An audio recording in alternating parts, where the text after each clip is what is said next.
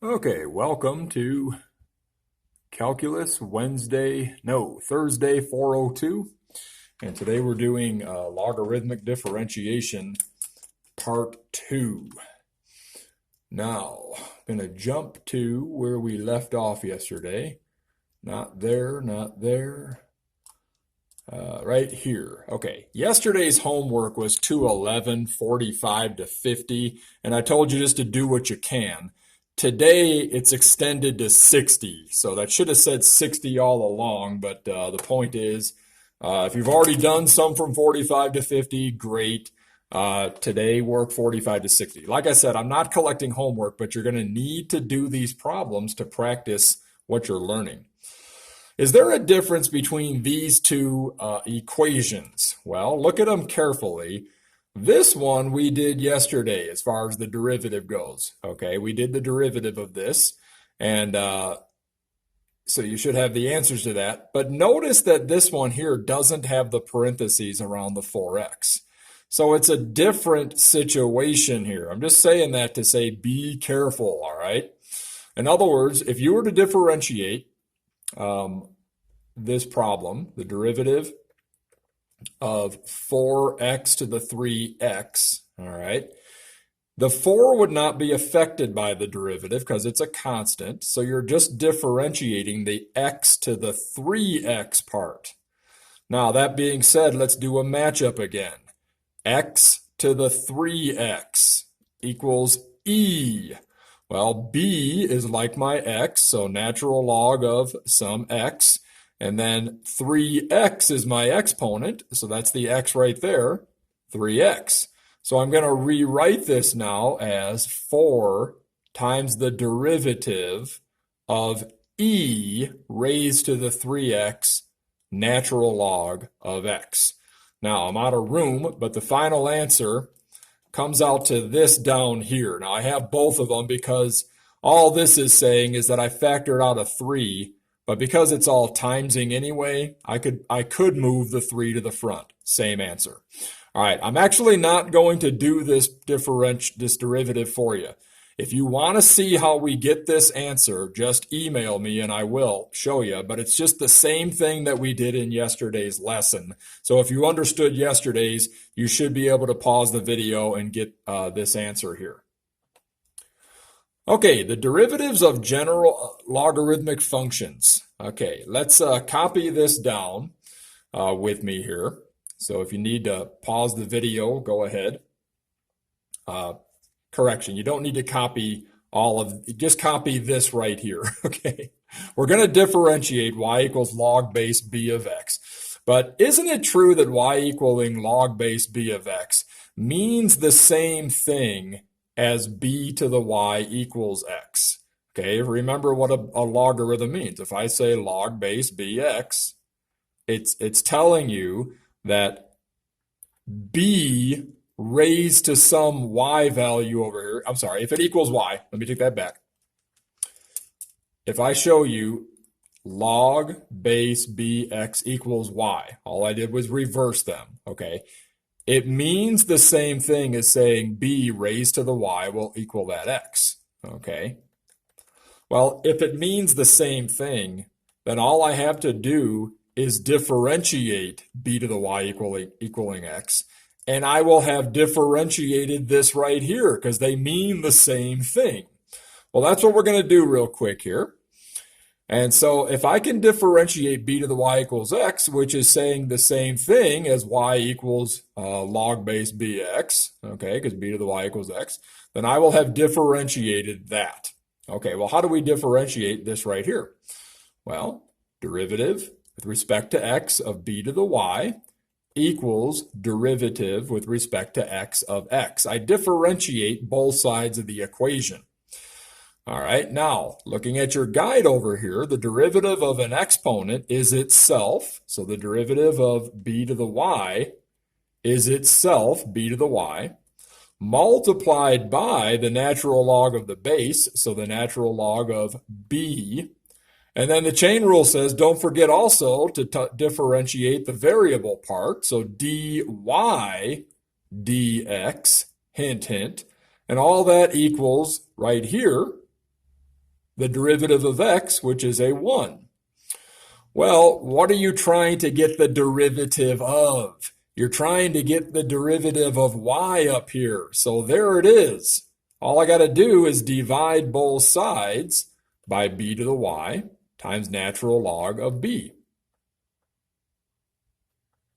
And that will give me dy dx. Sorry about that. That will give me the dy dx by itself. I forgot to write in natural log b. There we go. Okay. Or I did, and I hit erase. Okay. All right. So the derivative of y with respect to x, and that's, again, it's this y up here because it means the same thing as what I'm putting my circle around there. It means the same thing as the b to the y equals x. There's your derivative of y with respect to x. 1 divided by by natural log b. Now, we're going to do one little extra step to it, though. The derivative is actually 1 over x natural log b. Where'd you get x? B to the y is x. See up there at the top? B to the y is x. So I'm replacing b to the y with x. All right, now I can say that the derivative of a log,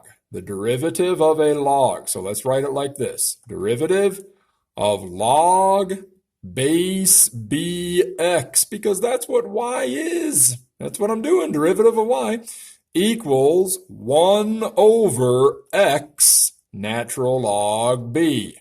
Throw in a technicality, though, times the derivative of the x itself. That's the chain rule that you have to keep in mind. See, right now it says x. What if it said 5x? What if it said 5x on there? Then you'd have a 5x there, okay, but you'd also do the derivative of 5x. All right.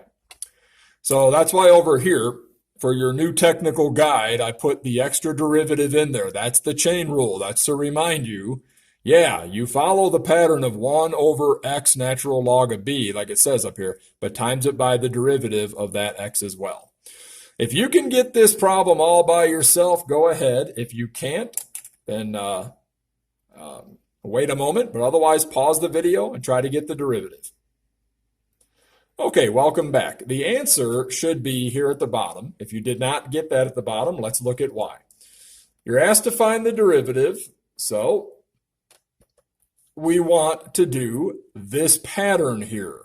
Since it's a logarithm, the pattern for a logarithm says 1 over, I should say the pattern for the derivative, I'm going to write d dx up there. Okay, there we go. Doing the derivative of that, just like I'm doing f prime there, is 1 over the x. Well, the x in my case is 2x plus 1. Okay, just substitution concept, okay?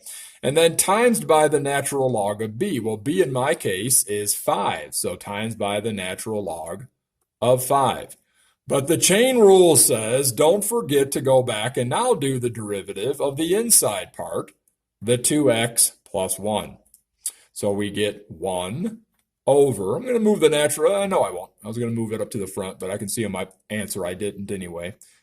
Because it's in a parenthesis, it's not going to look confusing. So I have 1 over that, and then I have this derivative is simply 2 over 1, and when you multiply straight across, that's how you get that answer. Last problem here, see if you can do this one by yourself. Pause the video. All right, if you got an answer, the answer should have looked like this down here. Now the book, if you read this same problem in the book will give you this answer. Now, I could show you how to do that, but for the sake of time, I'm just bypassing that and saying we're fine if we leave our answer like this, okay? All right, don't feel like you're going to be failing anything in class if I don't show you the book answer. Now, if you want to know how to get the book answer and you couldn't figure it out by reading your book, it's on page 209, I believe. Yes, it's on page 209 how the book got that answer instead of mine here. But I'll just email me and I'll explain it to you. Otherwise, leaving it like this is fine for now. Okay, if I want to differentiate this right up here, let's move this down here. All right, let's move it down here. And again, I'm going to use my technical guide here. And we're going to show you how we can get this, this answer up here. All right, here we go. You're doing the derivative of t of n. And so here's the deal, like my note said, because the variable is n, we differentiate with respect to n. All right, so the derivative with respect to n of n log 2n. Okay, it's a product. That's why I had the product rule up there for you as a guide. So what do you do for a product? You do, hold on, I don't need that. But you do the derivative of n. Okay, I can't draw an n, sorry. Here it comes. Okay, here we go. All right, do the derivative of n with respect to n, the first factor. You times that by the log base 2 of n. You add it to n times by the derivative of log base 2 of n. All right, so let's use our little guides here to figure this out. All right, the derivative of n is 1, so you just have 1 multiplied by log base 2 of n, no problem there. N here. The derivative of log base 2 of n is using this guide. My b is a 2, my x value is an n. Okay, so using the guide here, the derivative would be 1 over x. Well, x in my case is n, times the natural log of the base, so times the natural log of the 2, because 2 is my base. Chain rule says, though, hold on, don't forget to do the derivative of the variable part, but the variable is n again, so that's just going to be 1. So there's a 1 under here, multiply straight across. You have log base 2 of n added to n over n natural log 2. Well, those n's will cancel out. I could have canceled them out up there, by the way, okay, because they're multiplying, okay?